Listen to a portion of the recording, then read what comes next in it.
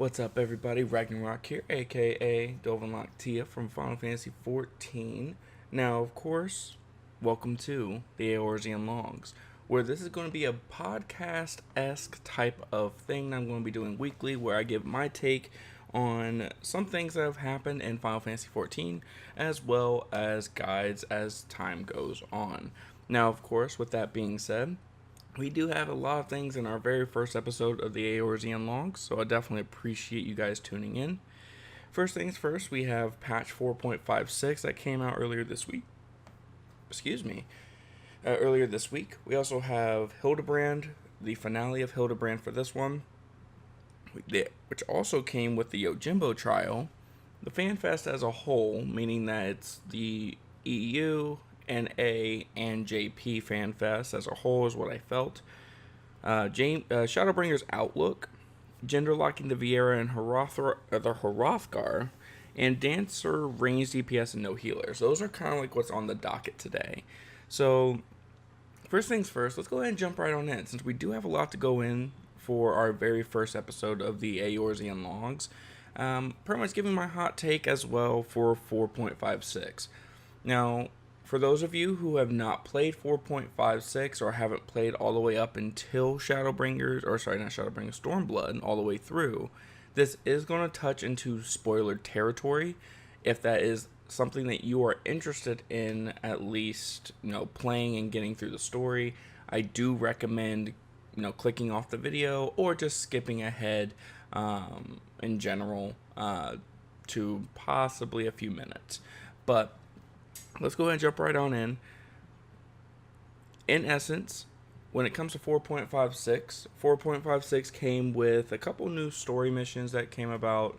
The story missions were actually pretty good, especially since the very final fight that you have is going to be with Xenos by yourself.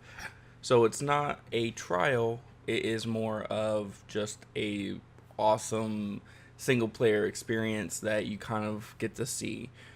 We also get to see the voice, a person behind the voice, at least not their face, but we kind of have a name to him, which is I believe his name was the Estranged Stranger, as ironic as that sounds.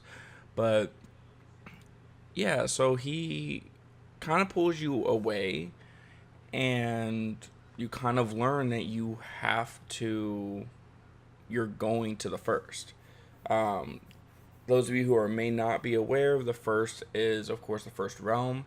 Heidelin did split the realms into 14. I believe, now correct me if I'm wrong in the comments below, if I remember correctly, we're in the 14th realm. No, hence why I'm Final Fantasy 14, I think. Because the reason why I think this is because we know that realm 13 is consumed by darkness. Hence, if you have gotten to Heaven's Ward and gotten through a good chunk of that, a portion of about halfway through, the Warriors of Darkness from Realm 13 come about, and that's how you find out it got consumed by darkness. The first, which is where we're having to go in the next expansion, Shadowbringers, is on the verge of getting consumed by the light. Now, in essence, we don't know what the significance is with the first. We don't know any of the statuses of the other realms, but we are going to be going to the first for this, which is going to be cool, which is going to be great and exciting. We got new experiences, as well as things that we know of this world already are going to be different. So the cities, the people, things in general are going to be significantly different, which is very exciting because that is something that me, as loving the lore and the story of this game, it's a lot of fun to understand and know that, okay, so this, and this is happening here, and here. But when we go to another realm, it's completely different, and that's exciting to me. So, yes, we're going to be going to the first. Xenos got called back to Garlemald, and because the rumors are spreading that the Ascian, which there is, mind you, is possessing Xenos. So the Emperor pulled him back and said, I can't I don't want to have to fight for my throne again. And then at the very end, it does say, oh, well, he has, like, one of the scientists come up to him, and he says, like, the Black Rose is ready for distribution. And if you follow the story, Black Rose is their pretty much bioweapon, pretty much, and it can kill anybody. So it's very dangerous and very lethal, and it sucks in all honesty, but that is the case. And the way it ends in black on around the Emperor's face, and it lights up. And I have like one of two things in my mind when it comes to that. It's either he's just psychotic, or he's possessed by an Eorzean that even whoever's possessing Xenos, doesn't even know that is in that body. It's one of the two things, but in general, that would make you think, why would we leave when all this is happening? Well, all this is happening, of course, that are not with us. They are pretty much going to be things that we don't know, of course.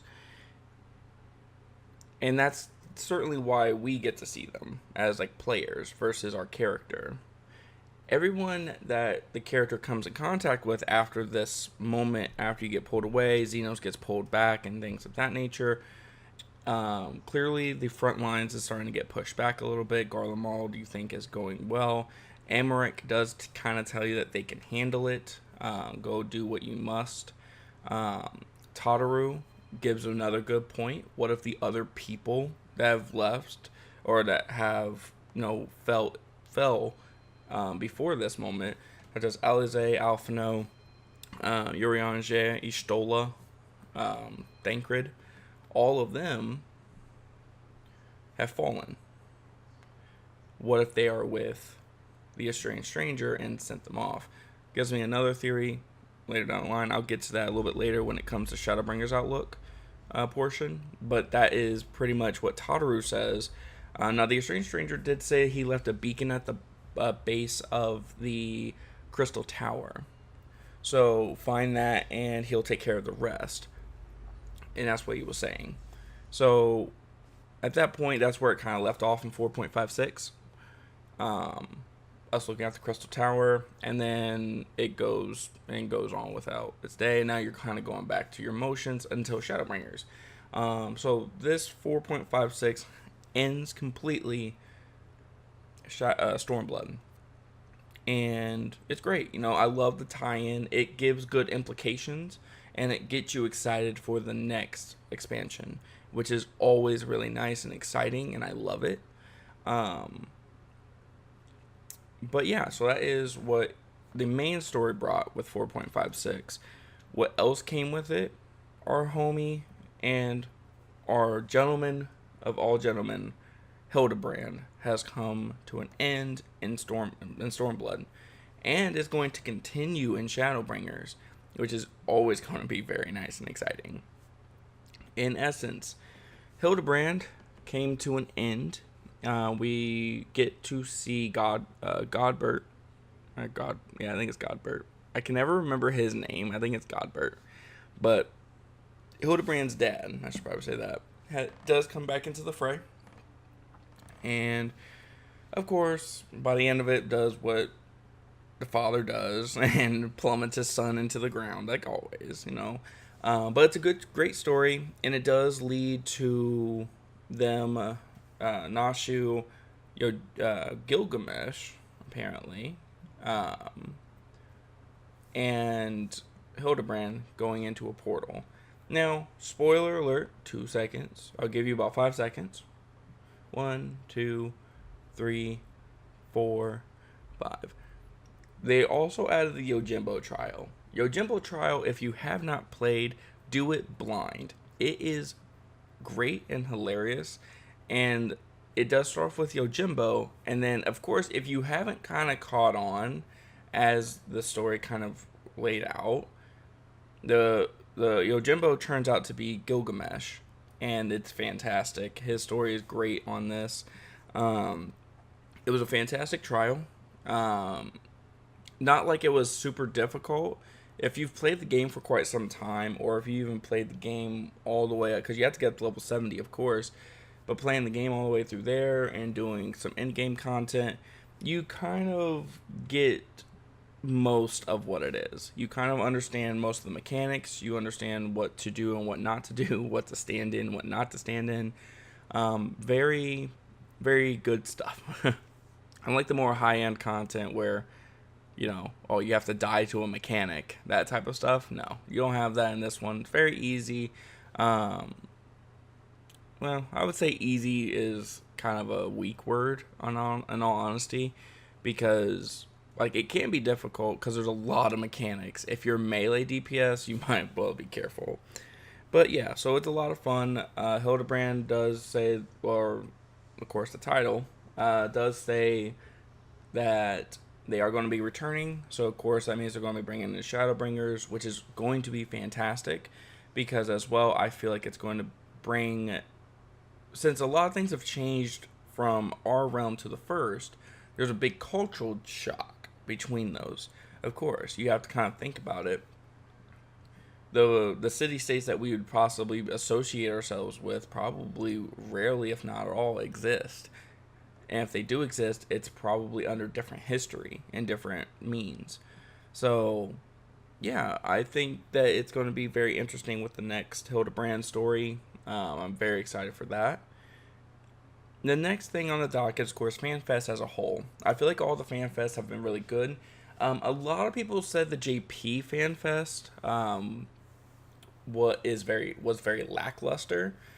I don't think so, in all honesty. For one, we get the full trailer. For two, we get a new job, and a lot more details of what Shadowbringers is going to entail and what the theme is of Shadowbringers and what our purpose of this expansion is. So, in general, I felt like it was a really good FanFest. A lot of people say the first day, yeah, but then it kind of carried on where they get to the live letter. They give you a more structured version. Pretty much they give you a more structure of what their time frame looks like leading up to Shadowbringers. The patches, the events, since we still have the Final Fantasy 15 and 14 collaboration, which is coming on the 16th of April. Also gave us the time frame for the European data centers. The European data centers are being redone on the 1st. It's going to be the 1st and the 2nd. They're going to be done. Mind you as well, if you are going to be watching this today, that there is going to be maintenance on the 1st of April. I cannot officially remember the time, but if you are interested or if you have played, you can go to the Lodestone, Final Fantasy XIV's Lodestone, and see the news of the April 1st maintenance. But yeah, so in essence, you would be, yeah, that's pretty much it, really. A lot of people kind of did not have a lot of fun with it, just because, like, oh, it's kind of done with the live letter, because most of it wasn't content based. But we have to understand, we're not getting the benchmark yet. The benchmark is not going to come for another month or two. It's usually going to be about a month before the official expansion comes out, and then we get the benchmark. And we also got the new race as well, which I'll go over later, because that is another can of worms that a lot of people just did not like. I'm on the opposite end. I don't mind personally, but we'll get to that.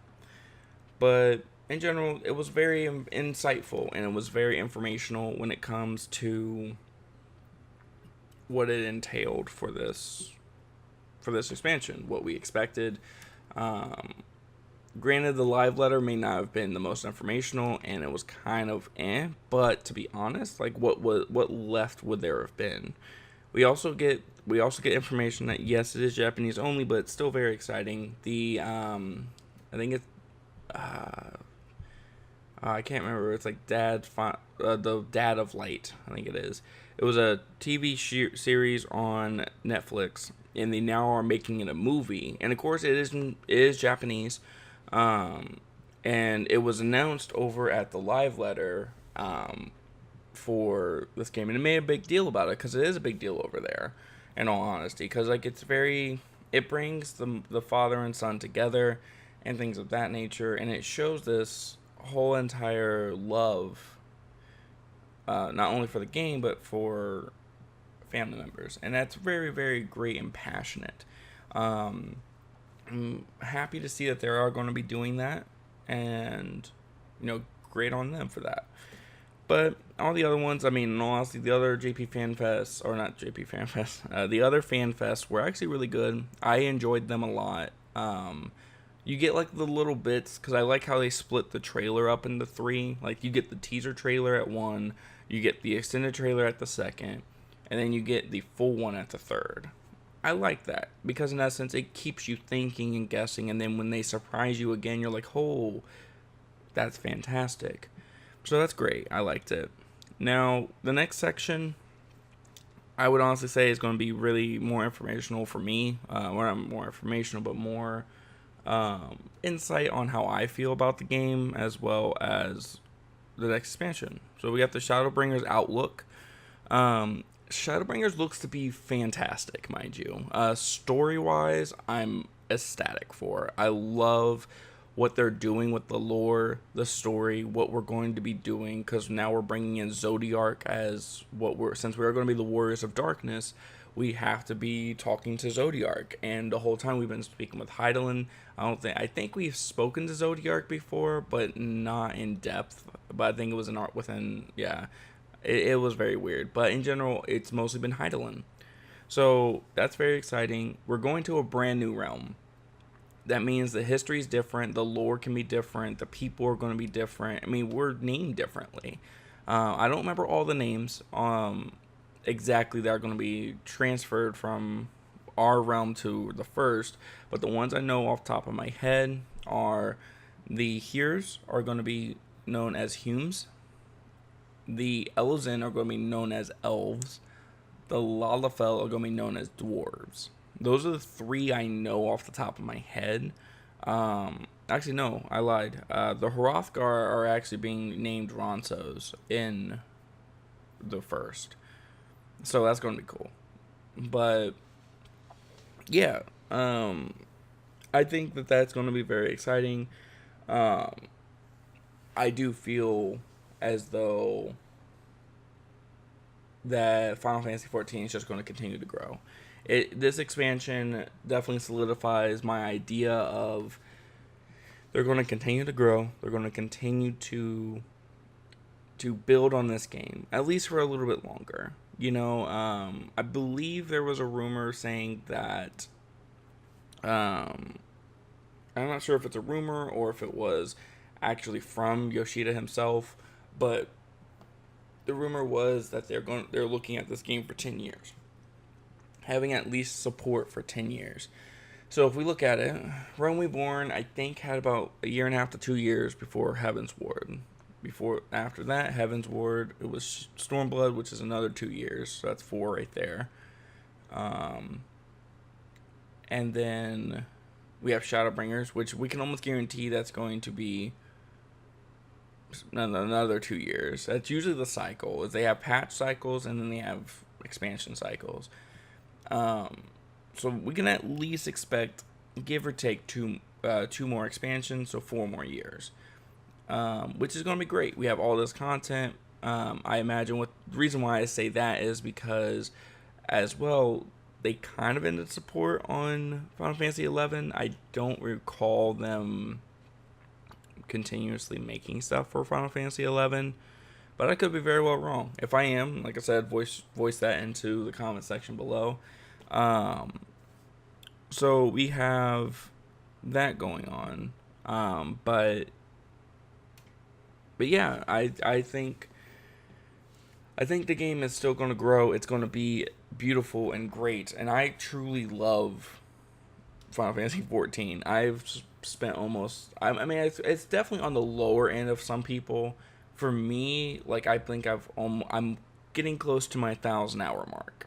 Once I hit the 1,000-hour mark, I'm going to be ecstatic and happy. Because it's great. It shows, there's people that I know that have been like literally their playtime is 265 days. Others I have also seen for without over 1,000 days, on this game. If you think about that, that's almost every day for multiple years, and it makes sense. I mean, the game's already been out for what? Oh, wow, it's been that long, hasn't it? It's been about 6 years. Whew. I might be. I might be wrong on my timing, but hey, it's been quite some time since this game's come out. It's been 6 years. Oh wow, that's crazy. But yeah, I expect it to still grow, still have a beautiful fan base, and everything, and I hope to continue that further.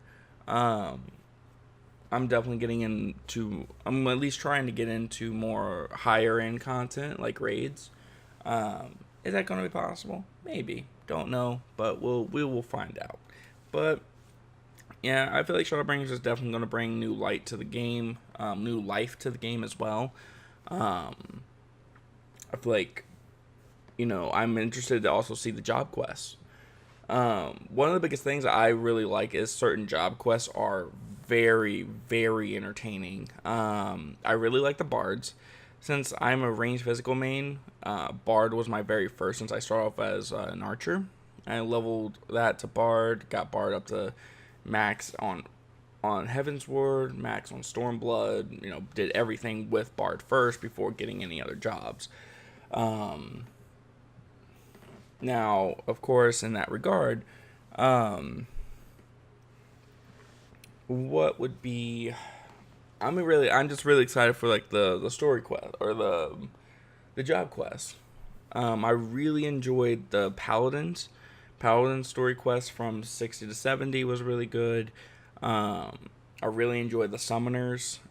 Black Mages was really good, like really well done. But like stories like that, I'm really excited. So yeah, like I feel like it's definitely gonna be good.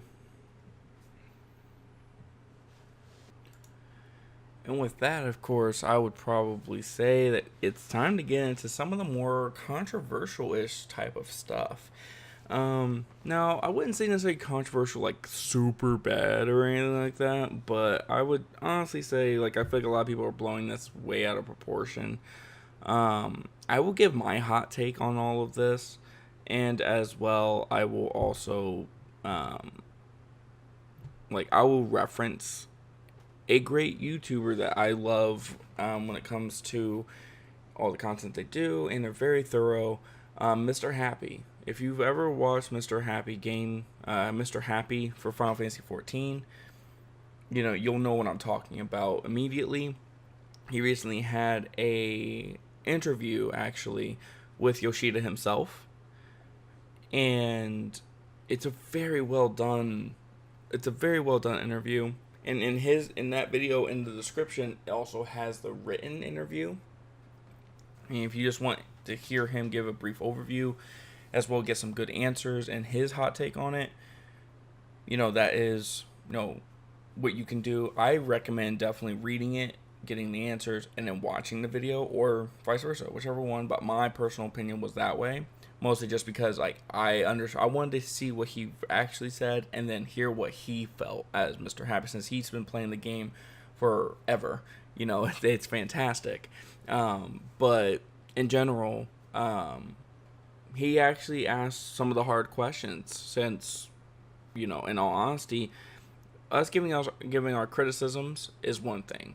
We have to be productive with our criticisms. But if we are going to be acting out and acting in negative ways, then our point's not going to get across. It's just going to look bad on the community. In essence, we just need to be a little bit more understanding, and understand that we need to learn how to give our criticisms in a constructive manner. Give other feedback, and maybe we get it back in return.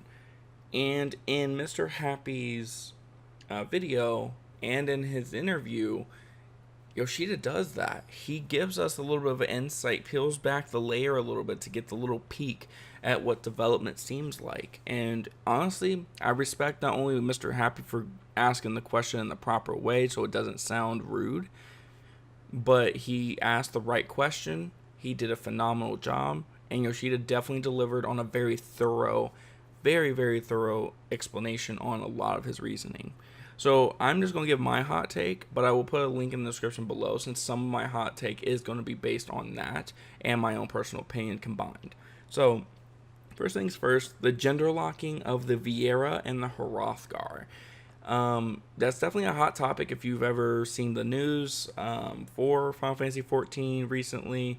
It is more or less you have the Viera, which is gender locked as female, and Hrothgar, which is gender locked males. In all honesty, I don't personally mind. I feel like you can still get your enjoyment out of both. And I don't get affected by that. The only time, honestly, whenever I get affected, and I've seen this with, like, games like Terra, and other MMOs like Terra, and other, like, I believe it's like a South Korean MMO genres usually do this as well. But in general, MMOs that do gender locking based on jobs or classes, when they do it that way, that's when I have a problem. Because I should be able to play any job or class that I want, no matter what race or gender I do. And in all honesty, like, I feel like it's very much a thing. Even in modern ones like World of Warcraft, they do that too. Like, they race lock certain classes. For instance, the Demon Hunter, that's race locked to Blood Elves and Night Elves. That's it. You can only be a Blood Elf, Night Elf if you want to be a Demon Hunter. And then there's a lot of other classes that you can't do just naturally. I believe like everyone can be a monk and a death knight, but you can't be like I couldn't be a a gnome. At first I couldn't be a gnome hunter, which always made me mad. But I guess they made an update where you can be a gnome hunter now, which is interesting. But like there are of course certain jobs you can't really do that much. But they've been making some changes, but still the principle of like demon hunter being locked by a race, that I'm not okay with. I feel like I should be able to be a demon hunter with any race that I so well choose. But I can't. And that's fine. That's how they want to run it. That's cool. In Final Fantasy XIV, it does not work that way. Every single race can be any job, and you can have one character have every single job.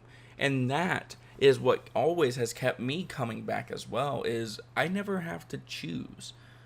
If I want to play a tank, I don't have to jump out of my game, go to my other alternate character who's a tank, and play on that. I can literally be my same character, click a button, and I change to a tank. Gear set saved, and everything. And that to me is great. Like by itself. Like that speaks volumes of what Square Enix has decided to do and Yoshida's team has decided to do with this game and make everything accessible. But a lot of people were kind of throwing things back in his face back when it was like back in the Realm Reborn. He said that he was not going to gender lock certain races. Like I think you could only be like in the first iteration, I think you could only be female Makote.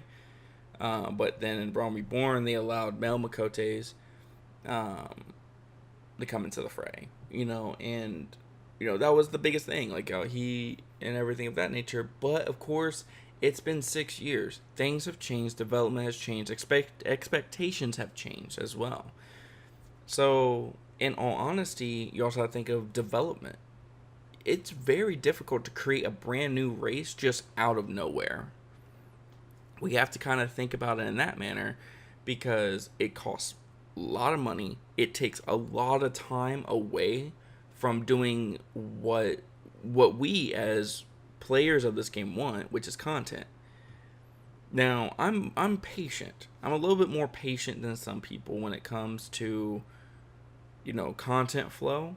If you need to postpone a patch or need to postpone content to be able to make sure that the next patch or the next set of content that you are going to do is exceptional for yourself, like it's not just exceptional for us, no, more exceptional for the content that you want to create, then I will wait patiently. That's me.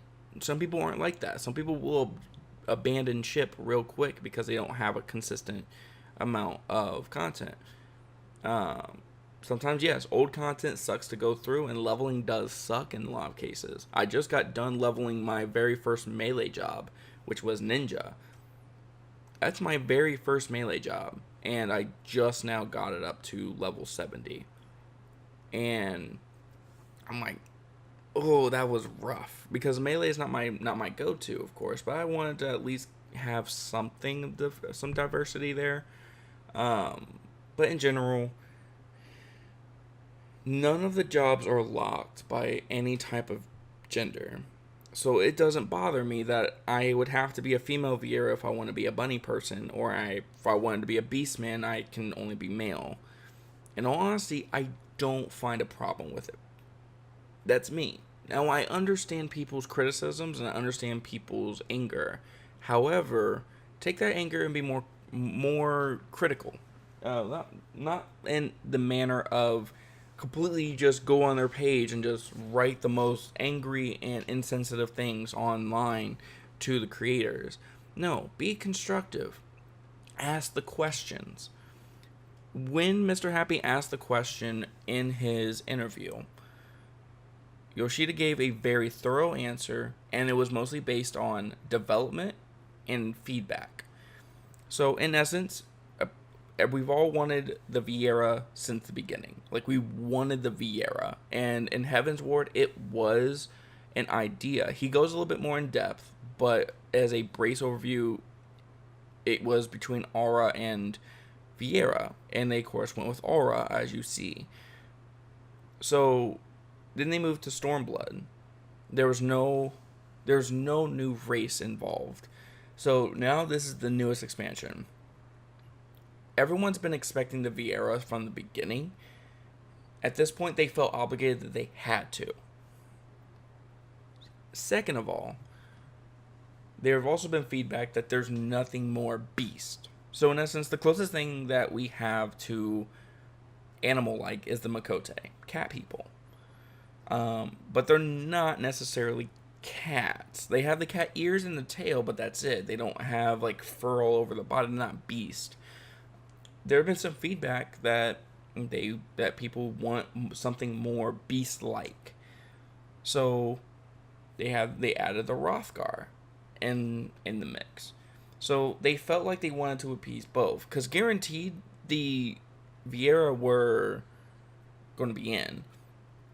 But now, what happens now? Like, why didn't they choose one or the other? I cannot remember the exact reasoning behind that, because that's actually going to be in the Mr. Happy video, which I'm going to actually put in the description.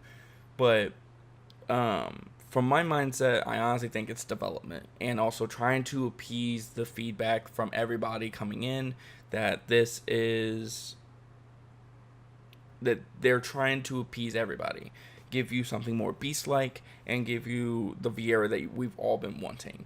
So we're getting that, and these are, from what I understand, these are the last two races that they're going to add to the game, because development's very difficult on new races in general. And that's fine. In all honesty, I'm cool with these two being the final ones. And there was a question, it was like, do you think of adding the male Vieras and the female Rothgar sometime down the road? And honestly, he was not going to get our hopes up.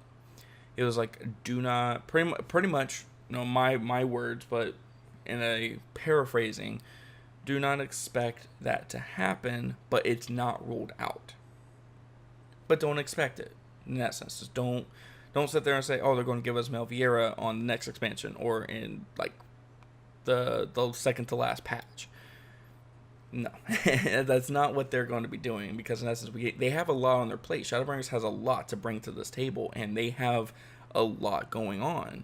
So that's going to be on the tail end of this. This is going to be on the back burner. Is it going to be there? Yes. Is it going to be guaranteed? No. Like, in essence, even though it's on the back burner, it can easily be whitewashed away. So we don't really want to say yes or no to that, which is cool. But my take on it is I don't mind. In all honesty, I can not care less. I will probably play for a female Vieira for a bit. But one of the bigger things as well is that they also Yoshida also mentioned was that no one has ever seen a male Vieira before. There's never been one in any Final Fantasy game ever. We've only seen female Vieira. So, in essence, they are pretty much doing this with their pure imagination. Like, all of it is pure imagination at this point. And some people may not mind, but think about it from this perspective. This is the very first time in a long-running series that this race has a male variation that we see. That means that this is going to be the template, most likely, for future iterations of said race, especially gender. The only context they had was the female Vieira. But how are they going to make the male Vieira? He even makes a comment about this. What, are they going to have like an Eorzean type body and a Makote face with bunny ears? Like, is that really what we envision of a male Makote? Possibly. In all honesty, in retrospect, we don't know. At the end of the day, the Vieira, no one's ever seen a male Vieira, so we have to deal with the female Vieira. And it takes a lot of time to develop something of complete scratch. And you also have to think that this could very well be the template for the next iteration of the male Vieiras for a future Final Fantasy game. So, A, that's a lot of pressure. And B, that's a lot of development time that's taking away from Shadowbringers as a whole. So, it makes sense. Just do what you already have, which is the female Vieira. Add in the Hrothgar to appease the others, and you have male and female variations, or male and female of... You have male of the Hrothgar, female of the Vieira, and you appease both sides. We have Vieira, which a lot of people wanted in the first place, and they didn't care, honestly. I guess, like, some people really didn't care. They just wanted the Vieira in. They didn't care about the male variation.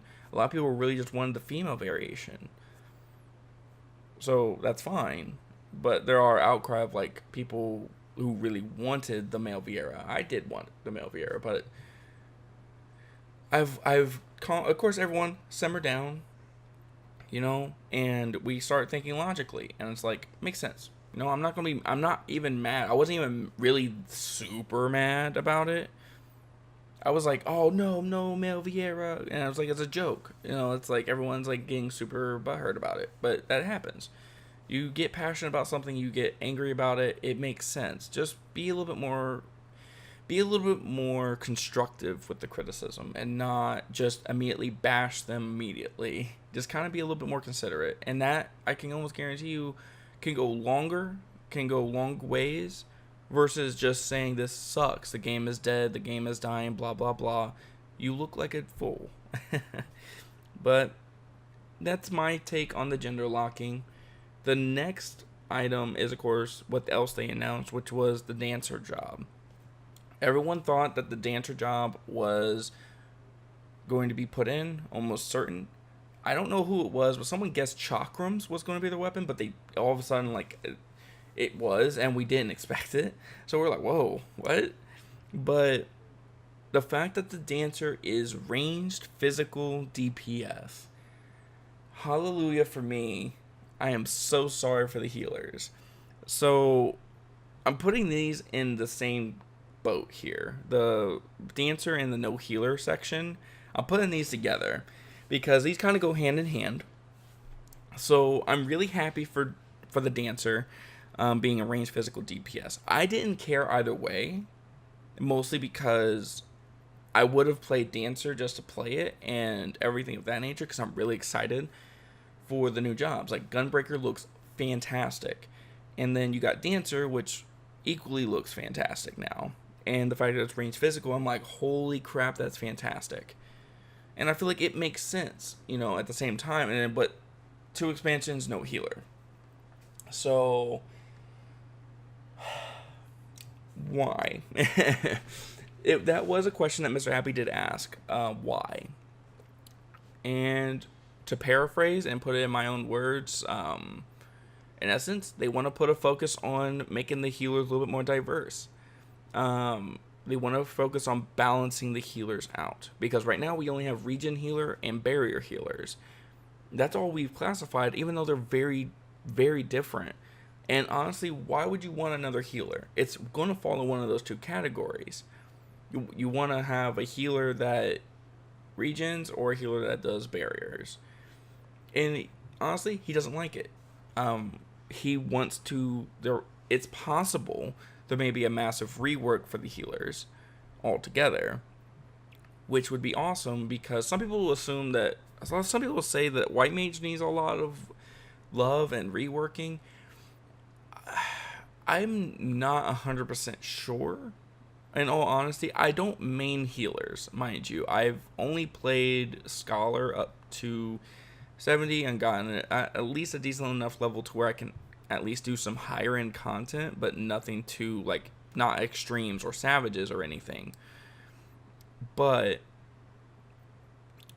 in general, you kind of want to sit there and think of, okay, why would you want another healer, for one? And 2, White Mage seems to be in a good spot, in my opinion.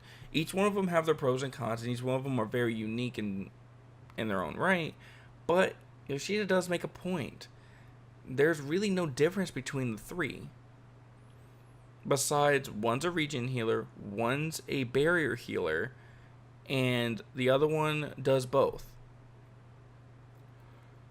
So what would another healer honestly bring to the table? Really nothing. So that's why he did say that he wanted to have some ideas for it, which is going to be cool and interesting. But we do get another tank, and we also have the Dancer range. But the reason why he made Dancer range physical is because we only have Bard and Machinist, in all honesty. And a lot of people say that Machinist needs a full rework. I honestly think it does need a tweak on the time. On the overheating, I feel like instead of 10 seconds, it needs to be like 12 seconds to alleviate some of the stress. Because what makes it clunky is the amount of stress that it does ensue when you're playing the Machinist. In all honesty, it's really just the stress. Because you have 10 seconds on your Wildfire, 10 seconds on your Overheat, and you have to pack in probably about 8 different abilities in a matter of the 10-second windows on both to coincide. But imagine if you had 12 seconds on Overheat, 10 seconds on Wildfire still. That's fine. That gives you a little bit more wiggle room, in all honesty, to pack in as much damage as you possibly can. So it's really fine for me. I understand where the clunkiness comes into play, but that's where people kind of feel it needs a full rework. I don't, but that's their opinion, and that's my opinion. So, and then you get Bard, which is the better part of the 2. Now, the way to look at it is this, and I feel like it's perfect because it's going to balance out this thing. Machinist is DPS centric when it comes to its range physical. Its range physical DPS is very good, and its focus is the damage portion. Bard has a lot of damage, but it also has some raid-wide utility and brings some support to the party. Dancer looks to be the other extreme, which is the support centric with some DPS. And that's where it's going to be 3 different ones that are going to be very unique. To where you have Machinist, which is DPS centric, Dancer, which is support centric, and then Bard, which meets down the middle.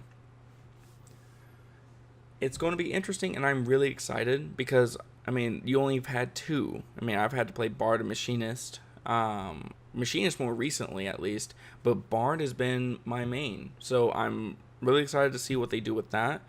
But with Dancer being the range physical, I'm totally going to be playing it. I'm totally going to be playing Gunbreaker. It's going to be very exciting and a lot of fun to play. I do sympathize with no healer, but I am interested to see what they do with healer reworking. And yeah, so I don't know. I don't feel like we needed another healer. I feel like we did need a healer rework. Because in all honesty, like I was even thinking about it before JP FanFest, that what's the point of having another healer when we have two different types of healing? We have regen healing and strong heals and barrier. And then we have a job that does both of those. So what would that benefit how would that benefit both parties? How would that benefit the healers? Oh yeah, you get another job that does something similar to another one that you've been playing for the last like 5 years. Like 5 or 6 years.